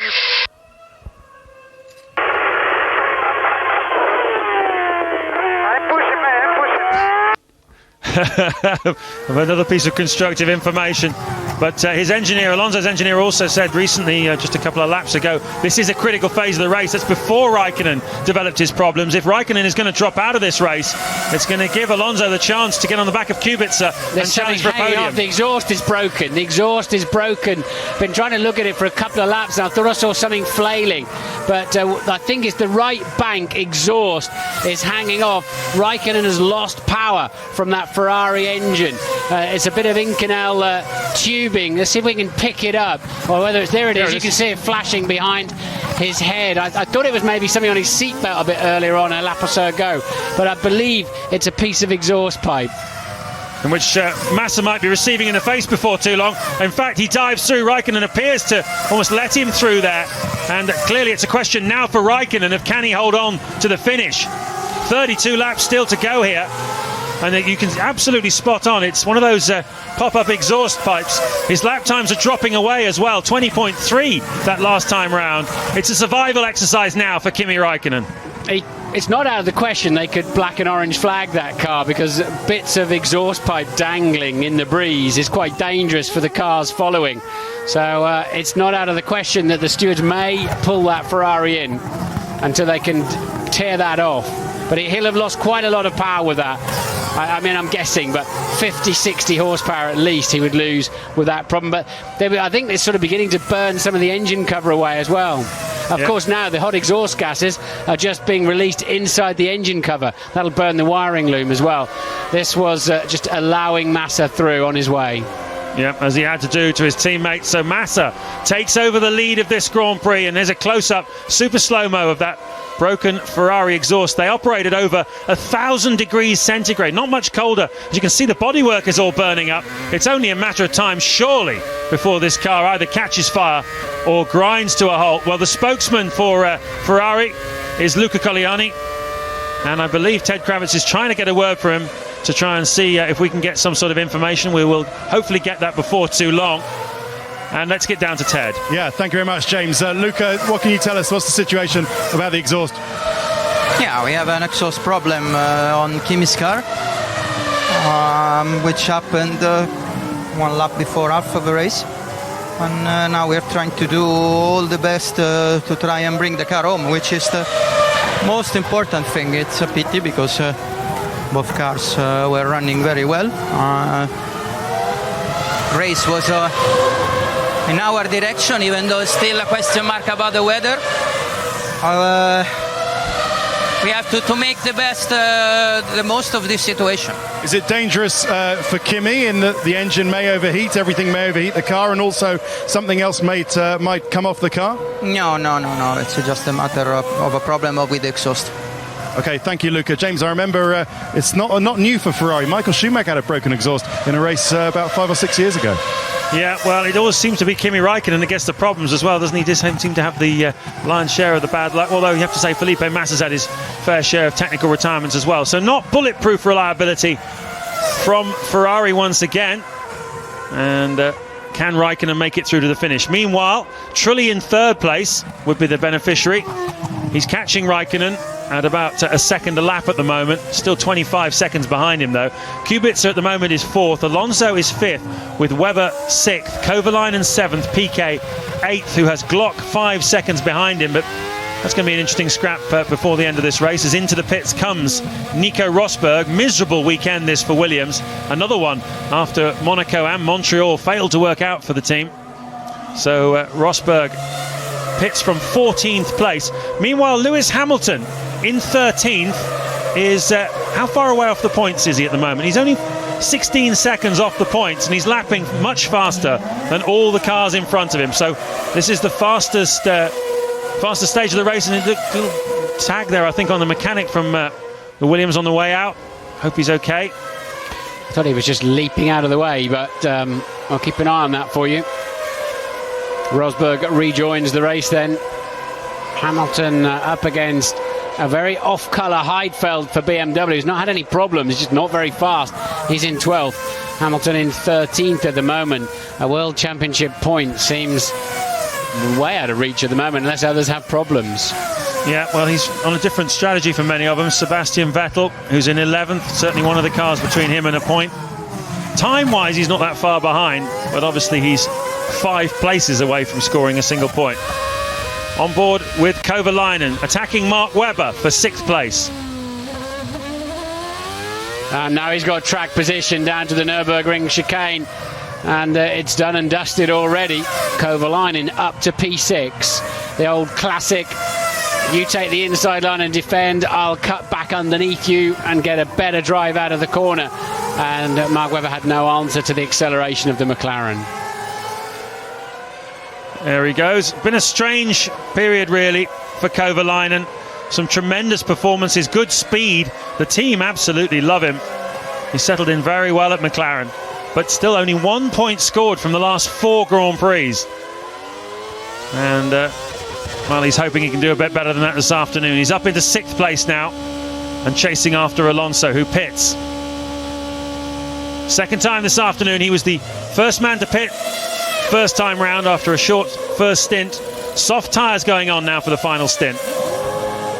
Be interesting to see how he gets on with those. The refueling rig obviously a bit steady, but a long way to go. And obviously Hamilton didn't like those tyres earlier on in the Grand Prix. Alonso then with 28 laps to do on those tyres. It's a lot of fuel and the soft tyre to do it with. Yeah, absolutely. Unless he's going to make another start. I can't believe he is, because he's got enough fuel on board, that's for sure. So yeah, that's asking a lot of the left front tyre in particular. So that long right-hand corner, turn 3, puts a lot of load on the left front tyre. Is that Hamilton cruising up behind him again? It is. So he's slotted in after that second stop, Alonso, between Heidfeld 12th and Hamilton, who will now be, Heidfeld will be up to 11th, Alonso 12th, Hamilton 13th. David Coulthard going along nicely in 10th place, just a couple of cars away from a World Championship point, coming off the back of that marvellous podium in Montreal a couple of weeks ago. Good qualifying performance again from Coulthard here. It's having a real renaissance in this. We enter the middle part of this season. Well, Alonso, I think, strategy-wise, will be slightly compromised compared to the people he's racing here this afternoon. We will see. Mark Webber is certainly one of them in the Red Bull. He's 6th. Kovalainen another. It seems calm enough in the Ferrari pit. Just looking back, been handed some stats here. Back in Spain in 2004, Schumacher had an exhaust that broke and it set fire to the bodywork, but he still won the race. But back in Monaco in 2000, he retired when an exhaust failed. So it's a 50-50 one really for Kimi Räikkönen. Will he make it to the finish or will he not? Felipe Massa leads with 27 laps to go.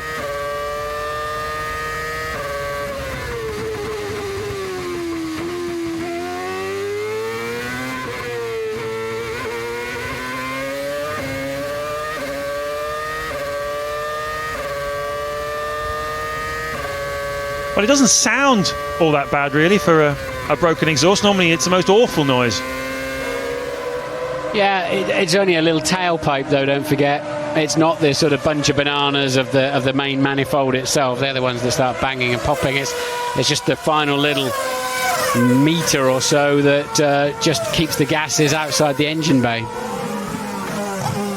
Well, hopefully, it'll keep everything else outside the engine bay, including fire, and keep it well away from any wiring. Alonso, looking in his mirrors, sees his teammate from last year, Lewis Hamilton. He'll be hoping that the cars in front of him will pit shortly, Alonso. Give him a chance to get back up into the points-paying positions. Well, last time Hamilton passed Alonso, gave him a little whack just to say farewell as he carried on. But because he got held up by Rosberg later on, Hamilton has ended up again out of position and once again behind Alonso. It's all a bit personal, this one, after last year and earlier in this race as well.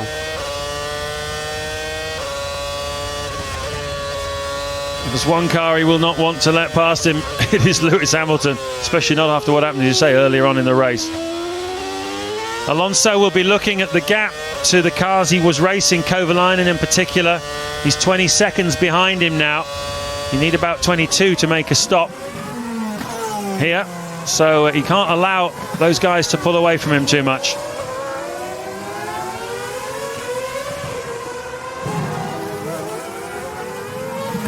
Heidfeld, meanwhile, is driving away from the Renault. Heidfeld 11th, only made one stop here this afternoon. Just over a second a lap quicker than Alonso. Hamilton getting tight up now behind the Renault. It's quicker through that decisive turn 3, giving him the better exit speed onto the back straight. This could be his chance. Under braking into Adelaide, he's a little bit too far behind.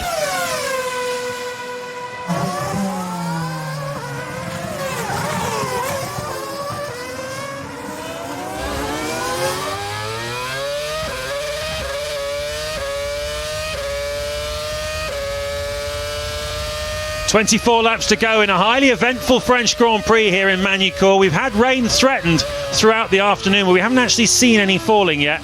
It's been all dry running so far as the BMW dives into the pit lane. The story is a Ferrari 1-2 at the front. It was Räikkönen Massa the order as Kubica pits from 4th place in the BMW, but Räikkönen has a broken exhaust and Massa went past him a few laps ago. Räikkönen still going though in 2nd place. He's 10 seconds behind his teammate as Kubica rejoins. 3rd at the moment is Jarno Trulli, who is going along very nicely indeed in the much improved Toyota and aiming for a podium finish here this afternoon. He's just under 20 seconds behind the Ferrari of Kimi Räikkönen. So Räikkönen's problem would appear to have stabilised. The Toyota's not catching him all that quickly, about 3 or 4 tenths of a second a lap. Räikkönen has found a way with that car. Kovalainen is 5th, yet to make his 2nd stop of the afternoon. 6th is Webber, 7th Piquet and 8th Timo Glock, with David Coulthard 9th. This is Hamilton trying to pass Fernando Alonso in the Renault. Here we go. He's got the track position. He needs to just hang around on the apex so that Alonso can't come back at him. The drag race then that Hamilton is bound to win, and once again he's on his way. He's got to make another stop yet for fuel, Lewis Hamilton. And, well, how costly was that mistake in the pit lane in Canada 2 weeks ago? Cost him a win, an easy win there, and it's going to cost him pretty much any chance of some points today, along with the penalties served too today.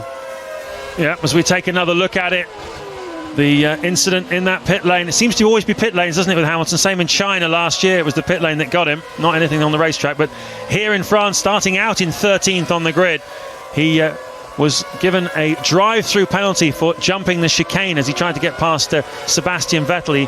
Stewards deemed that he took an advantage from that, and he had to do a drive-through penalty shortly before his own first pit stop, and that has put him down. He's fighting his way back through, but it put him down in 12th place at the moment, with the BMW of Nick Heidfeld in front of him, and chance of points, I think, for Hamilton pretty slim.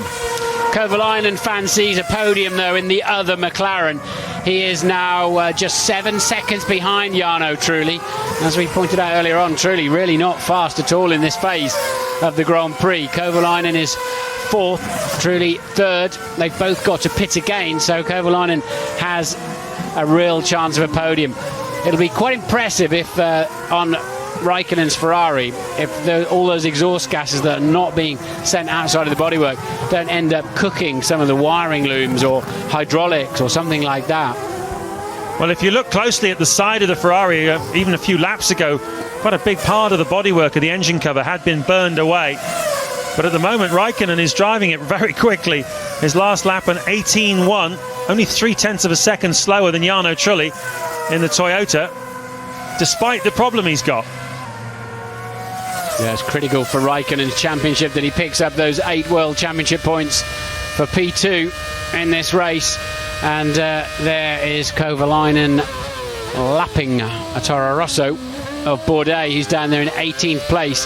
Vettel has pitted from 10th, with Heidfeld from his 11th as well. Toro Rosso, BMW. Kubica slipped back into 9th place after his second stop. The leading man who's stopped twice so far today, Kubica, but he's 56 seconds behind the Ferraris at the moment. Yeah, if Raikkonen can hold on and finish second, it would put him 5 points clear of Lewis Hamilton in the Drivers' Championship, and 5 points behind his teammate Felipe Massa, presuming that Massa goes on to win this one.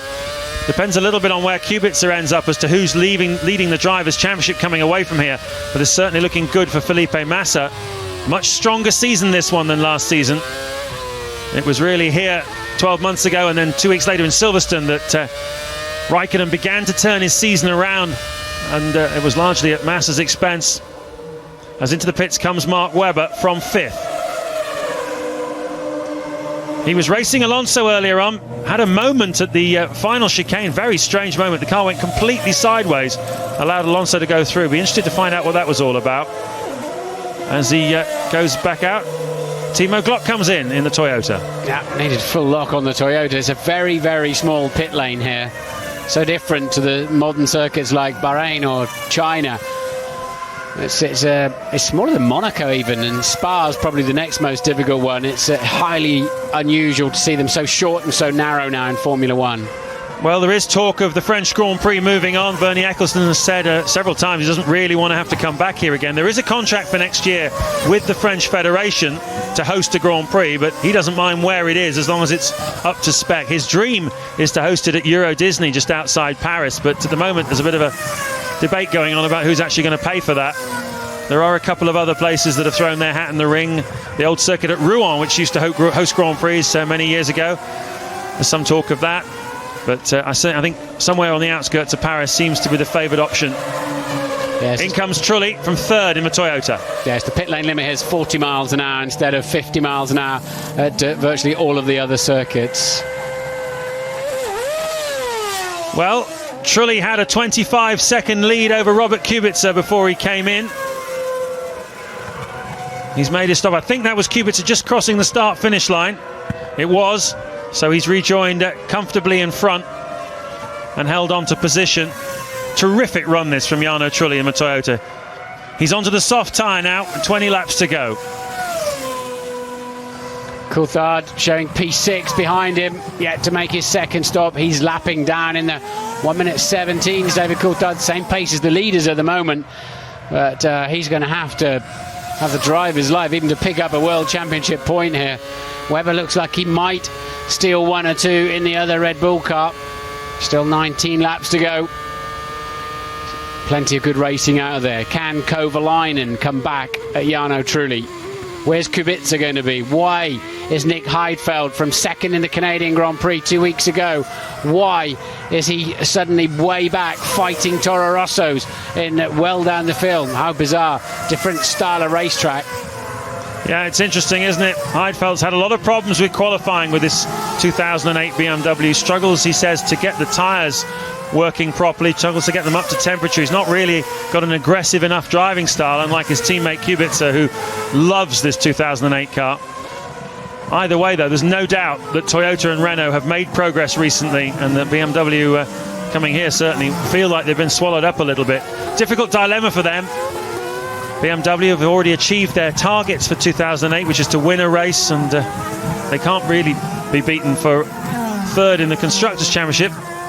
But do they stop development in the car and throw it all towards next year with the chance to beat Ferrari and McLaren next year, or do they keep developing this car? We believe that Ferrari are getting ready for a pit stop for Raikkonen, and hopefully we'll have a camera that will get a really good look at that exhaust. Ted Kravitz. Yeah, well, let's have a look. A lot of brake dust comes on. The chief mechanic is standing by with a fire extinguisher right on that exhaust side. Chris Dyer's engineer is having a look, and as Kimi disappears, it's sort of blackened and eaten away. The bodywork on the right-hand side I can see as Kimi leaves the pit lane behind me. It should last. My instinct is that should last. Funny enough, I think the fact that it's burning away the bodywork may just save it, because at least it gives some space for the gases to get out of there. Yeah, more ventilation and cooling. Kovalainen onto the soft tyre. Now remember, the soft tyre was not particularly good for Hamilton in the early phase of this Grand Prix. Now the track will have rubbered in. It'll be slightly better probably for the runners now as Kovalainen comes out. Where is he relative to Kubica? That's Kubica. As Kovalainen gets up to speed. He's ahead of Kubica. Yeah, he's ahead of Kubica, but behind Jarno Trulli still. This is going to be a good fight to the end now. Certainly is. So Robert Kubica will be a bit disappointed to see Kovalainen coming out in front of him, but Kovalainen is definitely targeting a podium here this afternoon. Hamilton pits. He was up into 7th place due to a lot of these cars in front of him coming in for a stop. He's just pitted and rejoined.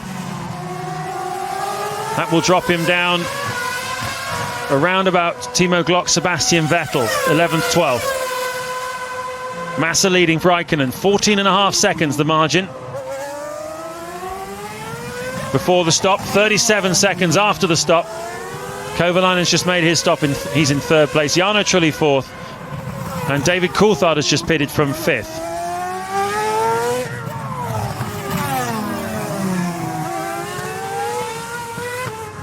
Plenty of good racing then between now and the finish. Lots of stories to follow as we ride on board with the race leader. Having a quiet afternoon really, Felipe Massa.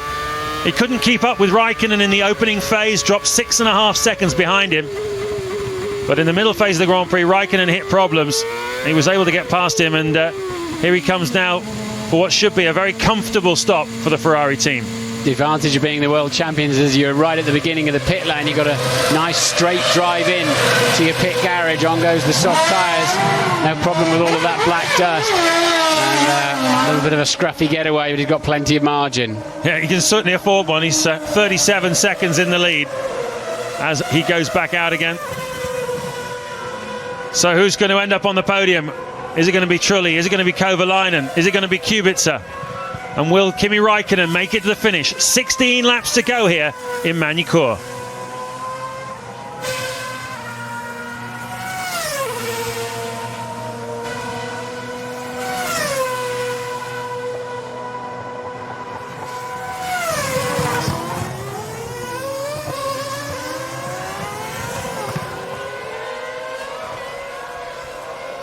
Bourdais off track, running down in 18th place. Long way behind his teammate Sebastian Vettel. As we look at Hamilton, passing Vettel for 11th place. And Glock just down the road as well.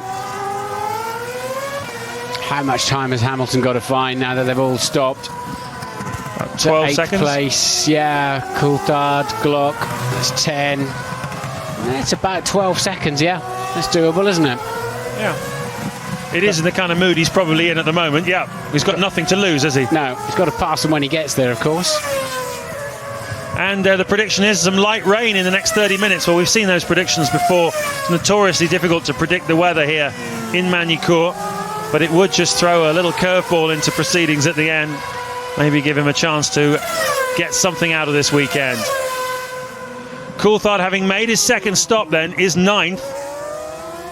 Just 7.5 seconds behind Piquet in the final points position, and lapping about half a second a lap quicker than the Brazilian.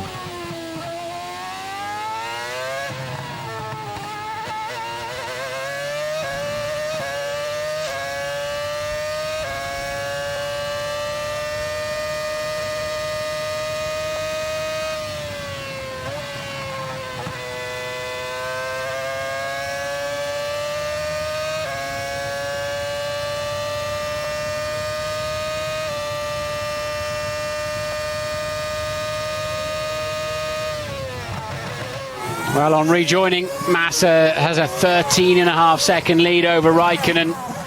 And crucially, Raikkonen a further 18 seconds in front of Trulli. But Kovalainen just 4 behind Trulli now in 4th place. Kubica holding station and watching from another 1.6 seconds behind Webber, Alonso and Piquet. Piquet having a good race now, just 2.5 seconds behind his teammate. Good effort.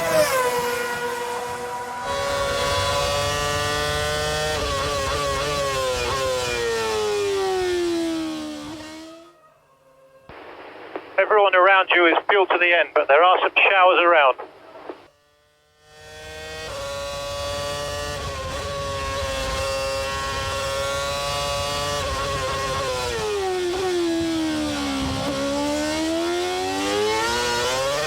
We're into the closing stages of a dramatic French Grand Prix. Kimi Raikkonen is carrying a broken exhaust. He's currently in 2nd place.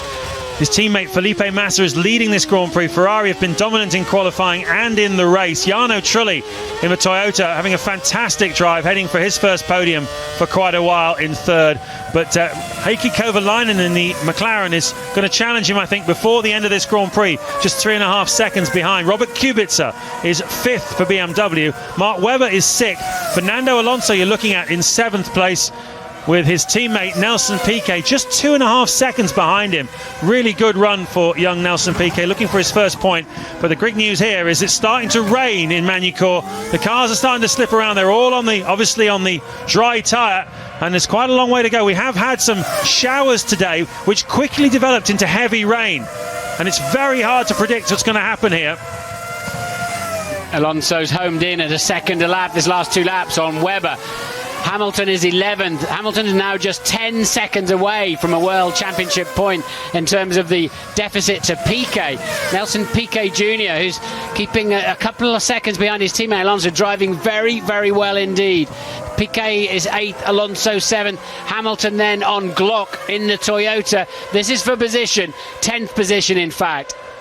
Well, I don't know how hard it's going to rain, but Rubens Barrichello down in 15th place reckons he's got nothing to lose. He's just pitted. We can't see, but I wonder whether he's put the intermediate tyres on, the shallow cut wets, and he's taking a chance it's going to tip it down, and that will give him a fantastic chance on the right tyre if it starts to rain really heavily, and everybody else has to come in. Hamilton pushing hard now, up into 10th place, trying to get some points here. A bit of rain will be just what he needed in the final 13 laps.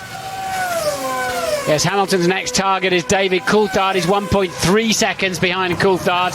And then it's 9 seconds then for Hamilton to get on the back of this squabble for 6th, 7th and 8th. And the sort of pace that he's got, he could be doing it.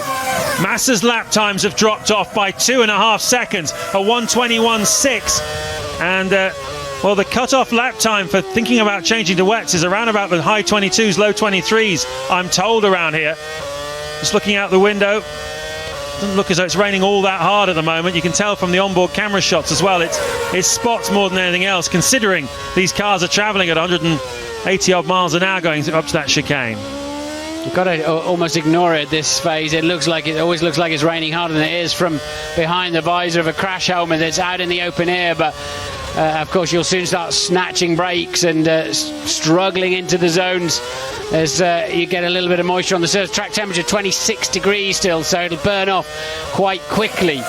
And the times have slipped by a second to a second and a half, so drivers are treading slightly more cautiously. Well, some are and some aren't. Hamilton's doing 1:19.5s, Massa's doing 1:21.6s, Trulli's doing 21.1s, Coulthard's doing high 1:20s. Meanwhile, Kubica is pushing hard, so is Webber in the mid 1:19. So he and Alonso we're looking at them now. They're the quickest men at the moment in this condition. Could be a sting in the tail yet for this Grand Prix. Ironically, Raikkonen's quite a bit quicker, despite his exhaust problem, than Massa in these conditions. Massa's lead now only 12.7 seconds as Alonso does a wall of death around the outside of the 180 corner, as it's called. Hamilton's pulled right up onto the back of David Coulthard now. Their battle for 9th place. They're 10 seconds behind Nelson Piquet. The final points paying position. We cut to Heikki Kovalainen. How's he doing? In 4th place, 1.2 seconds behind the Toyota of Jarno Trulli at the end of the last lap. Now down to just 7/10, and I think he really fancies this. We heard from Trulli before the race. He said this car doesn't go well in the rain. He will not be enjoying this, and his dreams of a podium beginning to quickly evaporate. I don't think Kubica's given up on it either. He's 5th and he's watching this pair. Look, the white car in the background, of course, the BMW. And Kovalainen very close to Jarno Trulli here. Trulli taking the normal racing line. Did not feel the need to defend. Absolutely correct. We know that Kovalainen's very quick out of that corner, though. And right now, Webber has got Alonso and Piquet, 2 Renaults behind him. Try to keep Kovalainen behind. Try to keep it behind you, says the engineer. Well, we're hearing from the pit lane that the rain has now stopped, so it was literally just a shower. Enough to just upset things a little bit, but not change the order fundamentally. But it's certainly given Kovalainen an opportunity, and now Kubica as well. And Kovalainen, can he get better drive? Trulli pushes him out wide. He's going to have to go around the outside into this tight final corner. Trulli's got the racing line. Kovalainen can duck back under, but he's got to keep an eye out for the BMW of Kubica as well. Trulli's got painful memories of being passed through that corner when he was a Renault driver. Lost a podium there a few years back to the fury of Flavio Briatore. Yeah, the last corner of the last lap, effectively, wasn't it? A painful, painful memory for him. And, well, it's testing, trying to keep these guys behind him. 2 real chargers, Kovalainen and Kubica, both of whom, let's face it, are driving a faster car. He's been punching well and truly above his weight so far this weekend, and he's 10 laps away from a podium. I think he's struggling for mechanical grip in the low speed. Here's Jarno Trulli. He's not been fast at all in this phase of the Grand Prix. Nothing like compared to the early part of the race. Whether he's carrying some kind of small problem, I don't know, but he's always struggling to keep the Toyota in on the slow corners. It's quite interesting because we were hearing from the pit lane that the rain has stopped, and the lap times for most people have recovered to the mid 1:18s, except Jarno Trulli, who's lapping still in the high 1:20s, and that's why it's bunched up the way it has. It's also giving a chance for Alonso and Webber maybe to join in on the back of this as well. I think he's got some rather grained up tyres on that Toyota. The left rear stripe's almost worn down. I think that's why he's struggling in the slow corners. His tyres are not in the best condition now. And Kubica then right behind Kovalainen too. Great fight for the final place on the podium. Raikkonen is now only 13.5 seconds behind Massa. Well, Trulli made his second stop on lap 50, so those tyres are only 11 laps old. Clearly it's using them up and graining them worse than the cars around him. As we look at Raikkonen. Oh, there goes that piece of exhaust. Yep. Finally. Nice souvenir for someone. Surprised that didn't get yanked off at the stop, although it could well have a lambda sensor on it or something.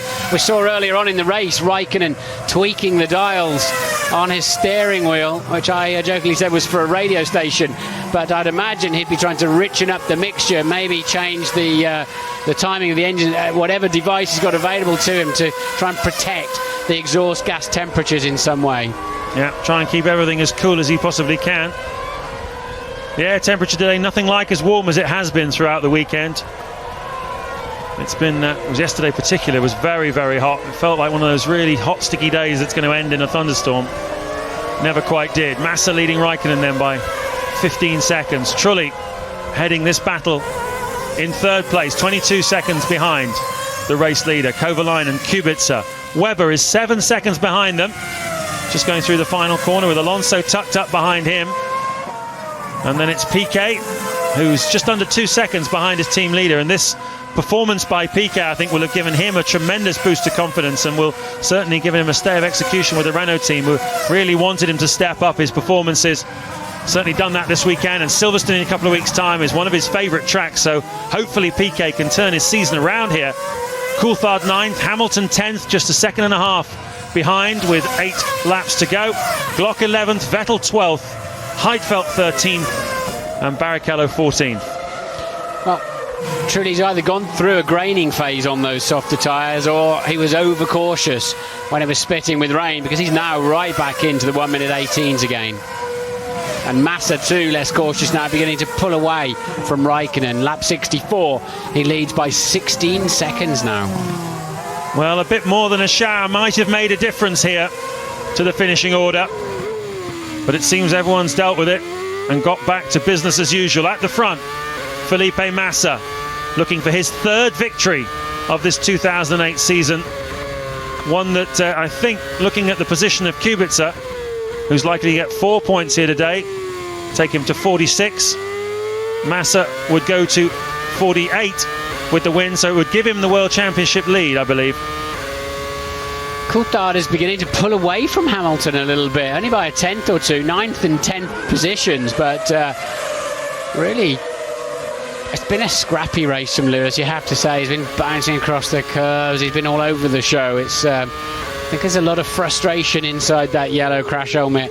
A double penalty effectively today, a penalty on the grid and a penalty for going through that chicane, and I think he's very, very frustrated. Yeah, I don't think it's just inside the helmet either. I think it's generally in his demeanour around the paddock all weekend. He's not been happy about the press coverage he had back in the UK after his incident in Canada, and he's got a bit of an attitude on at the moment that's clearly, I don't know if it's been a contributing factor to his performance today, but Hamilton not happy at the moment. That's the fastest lap classification. Raikkonen, fastest of anybody so far, despite the fact that he had to sacrifice the lead to teammate Massa for that broken exhaust.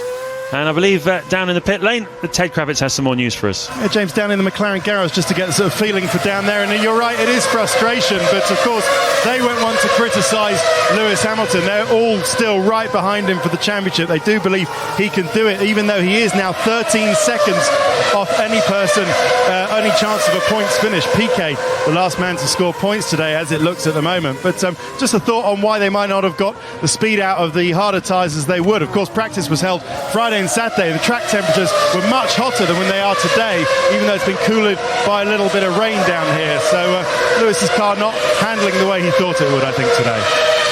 It'll be interesting to see what McLaren in general and Lewis Hamilton in particular has got to say about that penalty after the race. It'll be very interesting to see how feisty and aggressive they want to get about that one, and what communication took place. Did they ask if they should let the Toro Rosso back through?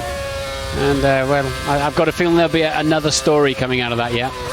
Yeah, well, they bit their lip yesterday in qualifying when Kovalainen was given a 5-place penalty for blocking Webber. It was an interesting one that it took place in the first part of qualifying, and as far as I could see, Webber didn't actually lose anything because of it. He still managed to make it through into the second part of qualifying, but still Kovalainen got the penalty. So yeah, it's been a controversial weekend, yet another one for the McLaren team, and it'll be interesting to see their reaction, as you say, to that drive-through, which really wrecked any chance for Hamilton of getting any points here this afternoon.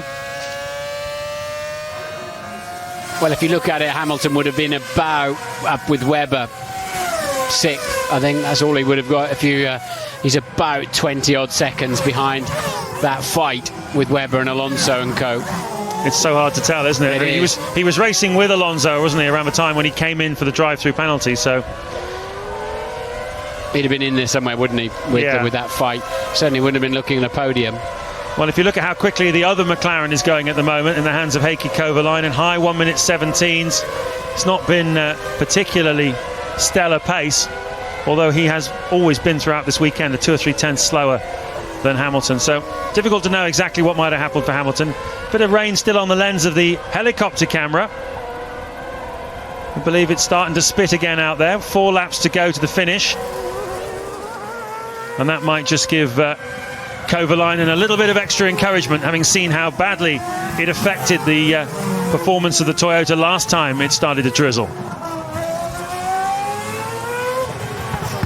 Kovalainen doesn't have an answer at the moment for Trulli. He's just 0.6 of a second behind him, but the problem is you go through this long corner of Estoril and you're always going to be later on the throttle than the man in front with his turbulent air, and then you're going to pick up his slipstream. It's usually too late when you get there, unless you can just send an outrageous move up the inside of him. Kovalainen likes that wide turn in, straighten the car up, better exit, but there's usually nowhere to go when you get down to this next chicane. It's so fast, 150 miles an hour through there, that to believe the car will stick takes a while, but when it does, it's such a wonderful feeling, the performance of these racing cars. Kovalainen's reading the body language of this Toyota. The first sector is the fastest that Trulli's done for the entire race, so he's still pushing very, very hard, as you can imagine. 3 laps before the finish, does not want to sacrifice this podium position. Kovalainen only 1 podium so far in his McLaren career, back in Malaysia. Not had the kind of returns he should have had, really, given his speed throughout the season, desperately needing the result. Well, they've dropped championship leader Kubica, though. Certainly not a weekend to remember for BMW after the 1-2 2 weeks ago. And this is the main story now. Can Kovalainen do anything about Jarno Trulli? They both deserve a podium today, I'd have to say. Yep, I think probably Jarno a bit more, considering that he's driving a Toyota and Kovalainen is driving a McLaren. But he has had to come through, Kovalainen, from 10th on the grid. So it's been a good effort. He played the long game strategy-wise, long first stint, and it's given him a good chance here. Quite a different interpretation on the racing line from these two drivers. If you're watching the next corner, 180 as well now. Kovalainen sticks the nose in really early. Didn't on this lap, but he tends to take a wider line in the hairpins too. That's worked out for him better, actually. He's got himself a little bit closer by following Trulli's line. Well, he seems to be able to follow the Toyota to a reasonable extent. You see how much he loses, though, in the fast chicane. Gets close before. It's really almost certainly going to have to be through turn 3. Not great acceleration out of Chateau d'Eau for the McLaren.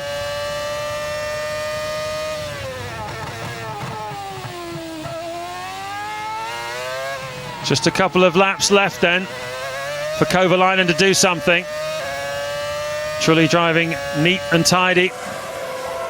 Massa out front, 18.5 seconds clear of Kimi Räikkönen. That exhaust so far has held up.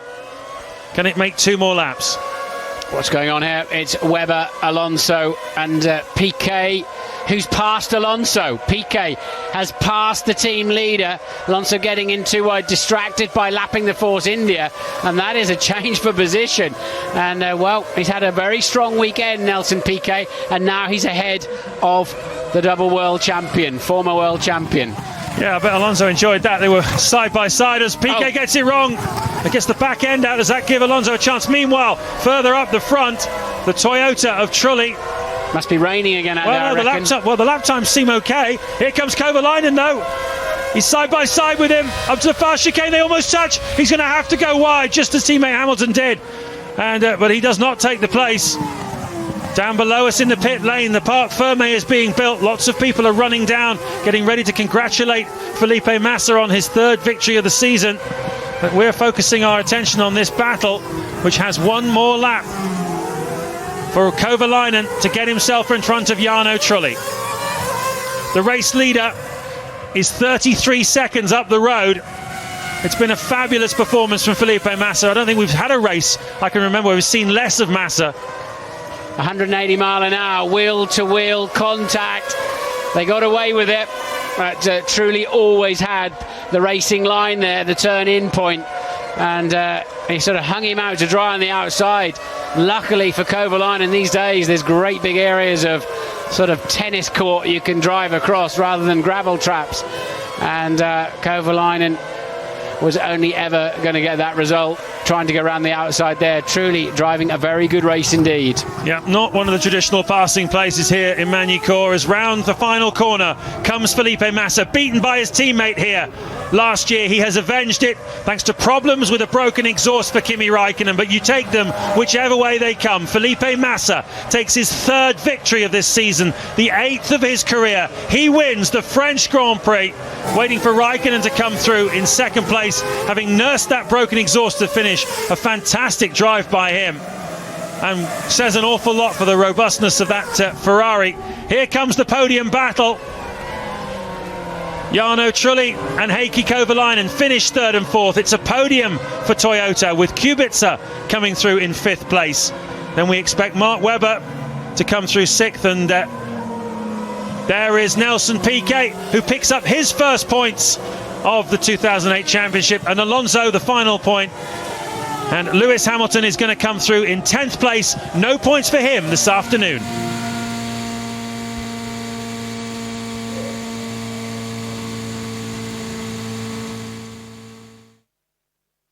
I like that. Beautiful. Well done, mate. Well done.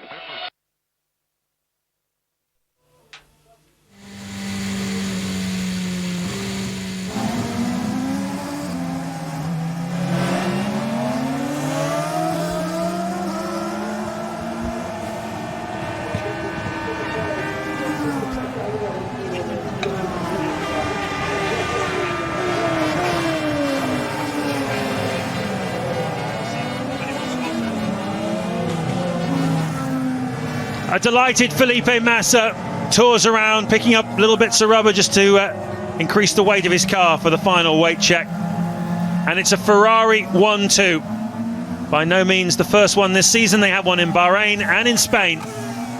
And now they've got one here in France. A reverse of last year's race order. Jarno Trulli picks up that 3rd place. Kovalainen 4th. Kubica, Webber, Piquet, Alonso. And Coulthard just missing out. 6, 7, 8 seconds behind Alonso, who I think